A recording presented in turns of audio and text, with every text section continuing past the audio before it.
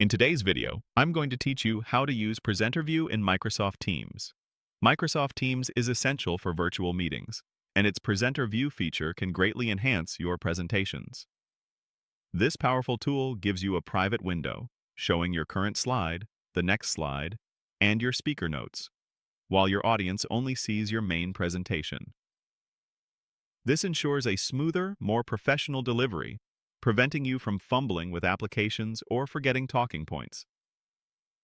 It empowers you to stay organized and present with confidence, keeping your upcoming content and notes private from the audience. Let's walk through the simple steps to activate and utilize this excellent feature. First, in your Microsoft Teams meeting, locate the Share Content button. It typically appears as a rectangle with an upward-pointing arrow in your meeting control bar, usually at the top or bottom of your screen. Clicking this will open a sharing tray, displaying various options like Screen, Window, or PowerPoint Live. To use Presenter View, you'll usually be sharing a presentation, so be ready to select the relevant source from these options. For instance, if you have a PowerPoint presentation open, you might choose to share that specific window, or use the PowerPoint Live option if available, which can offer even more presenter tools.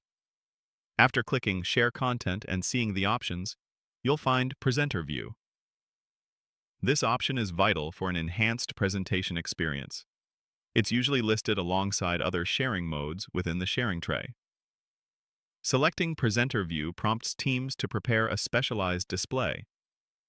This intelligent feature ensures your audience sees only your clean, focused slides without any of your behind-the-scenes interface elements. Simultaneously, you gain access to your comprehensive presenter dashboard, which is a key differentiator from standard screen sharing, where your audience would simply mirror your entire screen, notes and all.